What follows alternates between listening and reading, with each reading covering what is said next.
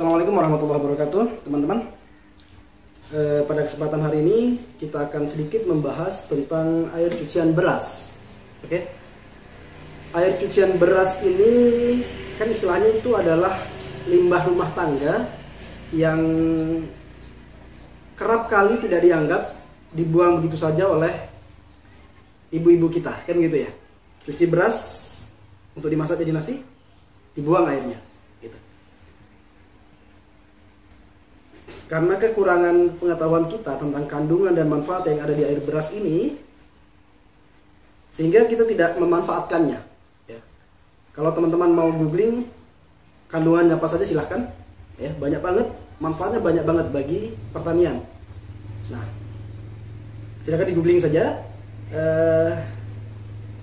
Saya sih menghimbau kepada kita sebagai petani begitu ya, yang punya tanaman di rumah, walaupun kita bukan petani, misalnya kita punya tanaman di rumah, sekitaran rumah, manfaatkan air cucian beras ini, jangan dibuang teman-teman ya. Air cucian beras yang pertama kan biasanya 2 kali 3 kali itu dicuci. Nah, air cucian pertamanya itu yang ditampung. Oke ya. Kalau kita nampungnya sedikit-sedikit kan tentu lama ya, untuk dapat sekitar 4 liter 5 liter gini kan bisa beberapa hari. Nah, air beras ini teman-teman, dia sampai 7 hari masih bisa aman. Ya, hari pertama kita tampung sampai hari ke-7 itu masih aman dia.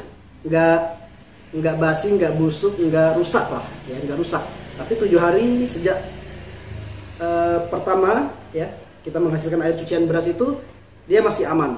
Oke. Jadi bisa jadi hari Senin kita mulai nampung, nanti di hari Minggu gitu ya. Di hari Minggu kita bisa mendapat 1 jerigen seperti ini, lalu kita olah menjadi pupuk organik cair yang sangat luar biasa sekali manfaatnya. Ya, ini adalah bahan baku teman-teman. Ini bisa kita olah menjadi bahan pupuk organik cair yang untuk pertumbuhan atau vegetatif ya, masa-masa pertumbuhan atau vegetatif. Atau ini bisa juga kita olah menjadi pupuk organik untuk masa generatif, untuk perangsangan bunga, buah begitu. Tergantung campuran yang akan kita gunakan. Ya, simpelnya teman-teman, simpelnya hanya dengan air cucian beras saja tanpa campuran lain-lainnya, cukup dengan mikroorganisme, mau pakai E4, mau pakai eco farming ya, mau pakai mol buatan sendiri, mau pakai Yakult, bisa ya. Mikroorganisme bisa kita dapatkan dari mana saja teman-teman. Yakult ini mikroorganisme, bisa untuk mengurai. E4 mikroorganisme pertanian. Ini eco farming juga bisa. Ya. Silahkan mau pakai yang mana. Andalan saya eco farming. Oke. Yang paling umum itu ini, E4, banyak di toko-toko pertanian. Tapi andalan saya adalah eco farming premium. Pakai ini kalau teman-teman nggak punya, nah ini banyak di warung-warung dekat rumah kita kan. Nah, ini bisa kita guna untuk menjadi mikroorganisme pengurai untuk memfermentasi, ya. Oh ya, penggunaannya pun gempa. Ini kita gunakan mentah-mentah, bahasanya seperti ini, air cucian beras untuk kita siramkan ke tanaman juga bisa teman-teman. Bisa. Tetapi kalau kita fermentasi dulu, kita olah menggunakan mikroorganisme begitu, itu manfaatnya akan jauh luar biasa. Begitu ya. Kalau ini katakanlah masih mentah, harus tanaman olah sendiri lagi kan begitu ya. Nah, kalau kita menggunakan ini gitu ya. Difermentasi dulu, dimatangkan dulu bahasanya, nanti tanaman kita siram, mereka tinggal makan. Jadi tanaman kita, tanah kita bisa lebih senang dia. Oke, gitu teman-teman ya. Selanjutnya di sini saya menggunakan beberapa bahan baku teman-teman, beberapa campuran gitu ya. Ini sebagai bahan bakunya, ini sebagai mikroorganismenya. Ini air gula putih boleh teman-teman, atau air kelapa boleh, air gula merah ya juga boleh. Ini saya nggak ada air gula merah, jadi saya pakai air gula putih tadi. Ya, air kelapa nggak sempat manjat. Oke, ada telur, ada miwon. Oke, ada miwon. Jadi untuk kesempatan ini kita akan buat pupuk organik cair ya dengan bahan baku air beras, yang tujuannya adalah untuk lebih ke generatif. Oke, lebih ke generatif. Pertama-tama apa yang harus kita lakukan? Step by stepnya, pertama telur dulu kita akan pecahkan kemari.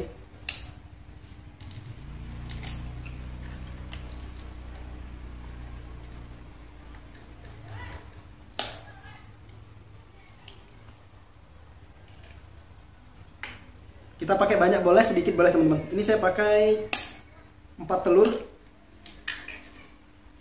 untuk 5 jerigen, masing-masing kayaknya 4 liter itu, jadi sekitar 20 liter air beras ya, 20 liter air beras.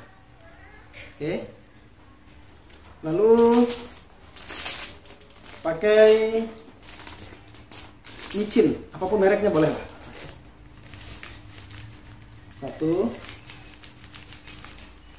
maaf ya,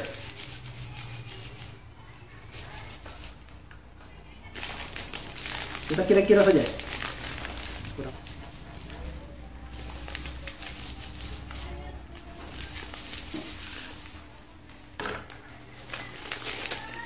Lima sendok makan saya pakai. Oke.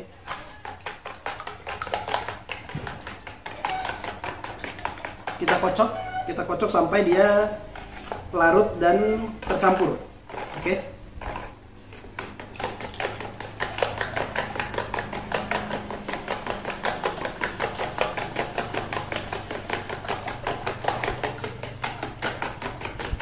Oke.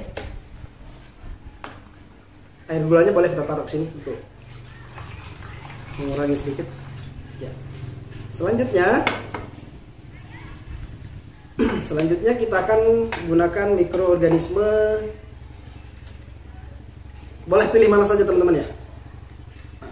Saya kasih opsi, ini sebagai opsi saja.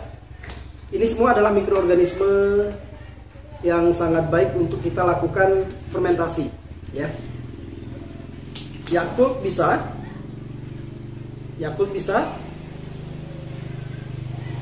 Kita minum dulu haus.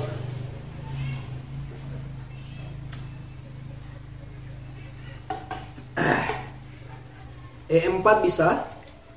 Oke, E4 bisa. Eco Farming Premium bisa. Oke. Harum. Tapi untuk kali ini saya akan gunakan E4 ini teman-teman. E4 ya.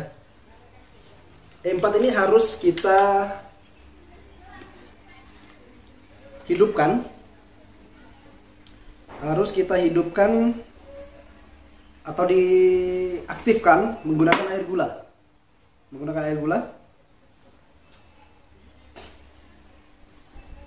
Lalu E4 ini per liter bisa kita gunakan 1 liternya 1 tutup. Jadi kalau ini 4 liter berarti kita gunakan 4 tutup. Oke. Kita langsung masukkan saja ke sini ya. Kita langsung masukkan ke sini. Oke.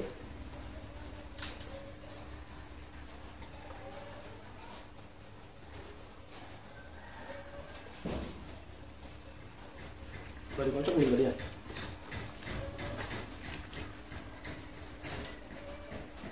Oke. 4 tutup. Lalu air gulanya dikira-kira saja. Oke. Air gula kita siap. Air gula masuk. Sip. Cukup segitu air gulanya. Oke. Lalu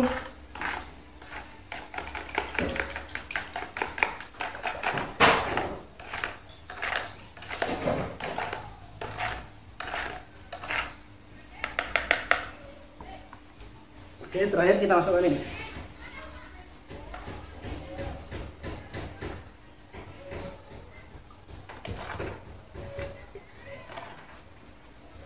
Kita bagi rata saja. Ini satu baskom ini bisa, ini kan ada 5 jerigen nih. Nah, kita bagi 5 lah gitu. Ya. Oke. Kita bagi 5 nanti. Sip.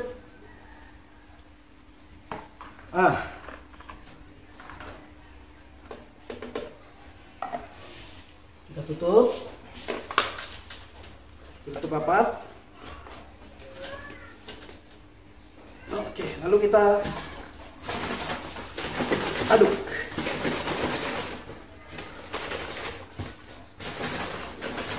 Oke. Ini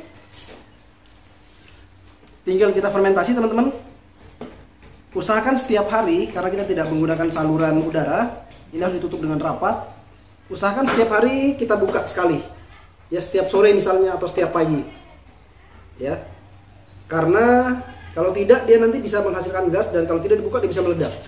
Oke, minimal 1 hari sekali atau 2 hari sekali bisa dibuka pelan-pelan biar gas yang dihasilkan oleh proses fermentasi ini bisa dibuang keluar, ya, setiap pagi dan setiap sore boleh.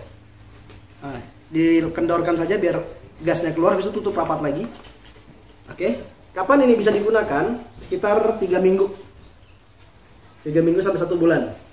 Atau patokannya setelah gasnya itu nanti tidak ada sudah. Jadi setiap hari kita buka, ya kan, pasti keluar gas terus sampai seminggu, 2 minggu, 3 minggu gitu.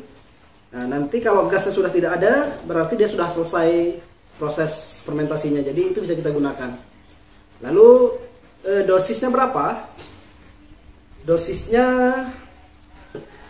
1:5, 1:10 bisa, bahkan 1:40 juga bisa, teman-teman. Jadi 1 liter ini bisa untuk dicampur dengan 40 liter air, baru kita siramkan ke tanaman, ya, atau mau kita semprot ke daun, ya. Tapi kalau untuk kita kocor ke tanah, ya, 1:10 sudah cukup pekat, 1:10 lah, ya. Jadi kalau organik ini sifatnya dosis kecil nggak apa-apa, dosis besar juga nggak apa-apa. Kalau besar ya artinya kita lebih boros, gitu. Tapi cukup, dosis kecil pun insya Allah cukup. Ya, kalau kita gunakan ke daun, biasanya dosisnya lebih kecil, 1:40 bisa kita pakai untuk menyemprot daun. Oke, untuk masuk langsung menutrisi lewat daun. Oke, begitu teman-teman ya. Semoga ini bisa menjadi salah satu solusi, ya, bisa menjadi ya, agar air beras yang begitu banyak manfaatnya, yang begitu keren itu tidak terbuang sia-sia. Jadi kita bisa gunakan seperti ini. Oke, kita bisa olah dia menjadi pupuk yang luar biasa, teman-teman. Ini nanti pupuk generatif ini, ya, dengan bahan miwon. Tahu kan kandungannya di miwon ini apa? Unsur-unsur mikronya bagus sekali sih. Unsur kalium, kalsium, ya, sangat luar biasa. Dari air cucian beras, unsur fosfatnya juga tinggi, vitaminnya banyak, gitu ya. Tambah telur lagi dan lain-lain, mikroorganisme. Maka ini akan menjadi pupuk yang sangat baik untuk pertumbuhan, pembungaan, dan pembuahan. Oke, itu dulu untuk kesempatan hari ini, teman-teman. Terima kasih atas perhatiannya. Semoga ini bermanfaat bagi kita semua. Assalamualaikum warahmatullahi wabarakatuh.